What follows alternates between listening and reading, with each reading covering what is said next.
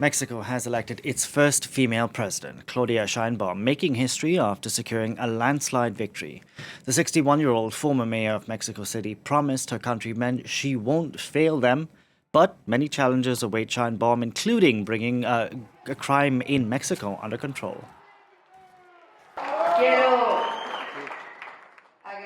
I'd like to thank the millions of Mexican women and men who decided to cast their vote for us on this historic day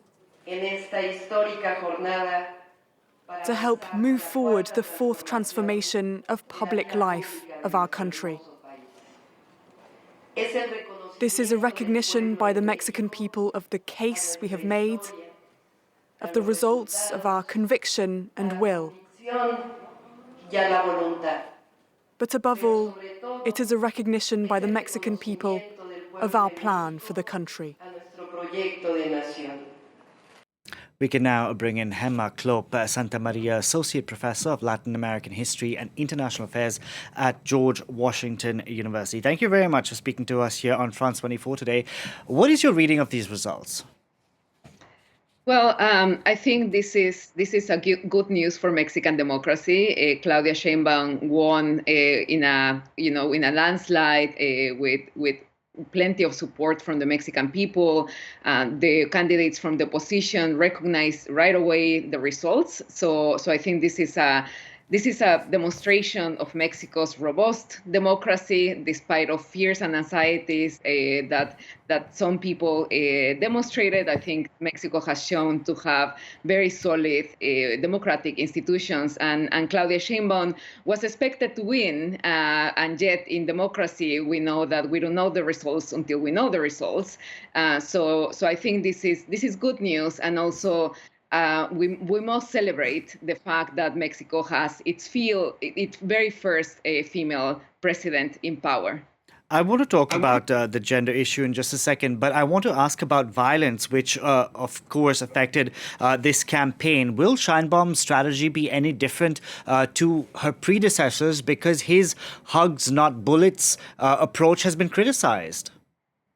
Absolutely. And you're absolutely right to point at security as one of the greatest challenges that Claudia Sheinbaum will face in the country. We're talking about a country that has over 30,000 people killed every day, where there are about more than 100,000 people disappear, and where every day 11 women are killed in the country. So indeed, Sheinbaum is inheriting a country with huge security challenges. So far, she has indicated that she will continue with the security strategies of the current president. However, I would like to say that the question of hugs, no bullets, it's very unclear.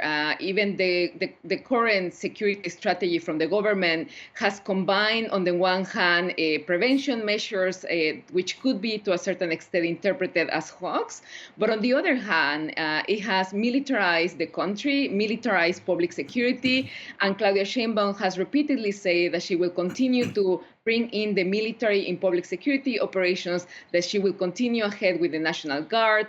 So it is a very mixed message from the current government, from the government that is exiting the power, but also on her part. So I think, yes, she will continue with some of the same strategies, which include, on the one hand, prevention, but on the other hand, militarization, and to a certain extent also confrontation with the cartels and with criminal groups. I want to ask you about women's rights, because, of course, Mexico has quite a mixed record when it comes to women's rights. The country is pretty macho in its culture. How much can Claudia Sheinbaum really change? Because the same way in the United States, when we had Barack Obama, people thought he'd be like Jesus Christ and wave a magic wand, but things didn't really change when it came to for African Americans that much. Yes, I mean, we need to think about what Mexico is experiencing today as a sort of paradox, because on the one hand, it is undeniable that the fact that the two main candidates were women, no? I mean, let's remember that there was Claudia Sheinbaum, but also Xóchitl Gálvez. That is a reflection of huge cultural, social, and institutional challenges that Mexico has endured, and a lot of it has to do with the work that for decades the feminist movement, the women's movement has pushed forward in the country. So this doesn't happen in a vacuum. So yes, on the one hand, Mexico has, as many other countries, a very strong patriarchal culture, but on the other hand, it's undeniable that women have really broke so many ceilings, and ultimately that has allowed to have a female president.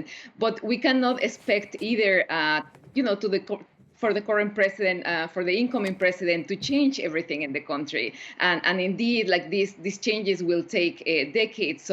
So she, as much as she can, indeed, I think it is very symbolically and politically powerful to have a woman in power, but it won't be enough, certainly. I mean, there is huge challenges, especially, again, talking about gender-based violence, discrimination against women in the workplace, in the domestic sphere, in the streets. So I think there are a lot of challenges ahead, and certainly, Claudia Sheinbaum won't be able to resolve those in her sexennial.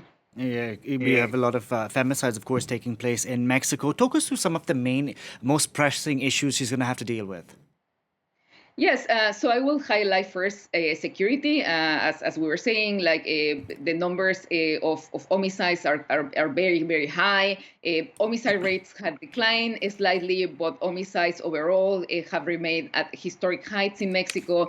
There is also, of course, the territorial control on behalf of criminal groups, and also the criminal collusion of state actors at the local level. In this election, we saw over 30 candidates that were murdered, that were running for election in this cycle. So it was a very violent process.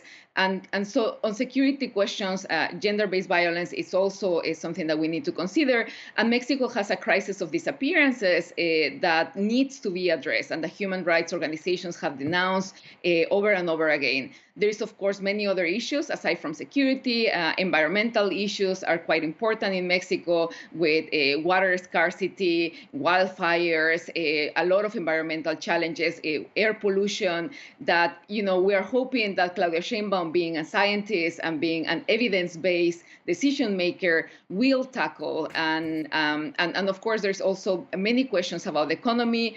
I believe that, she has said very clearly that she will continue with fiscal austerity and with many of the policies that the current president took over. I think that shouldn't be a concern. I think investors, and U.S. investors in particular, should see in this government continuity of some of the stable measures of the current government.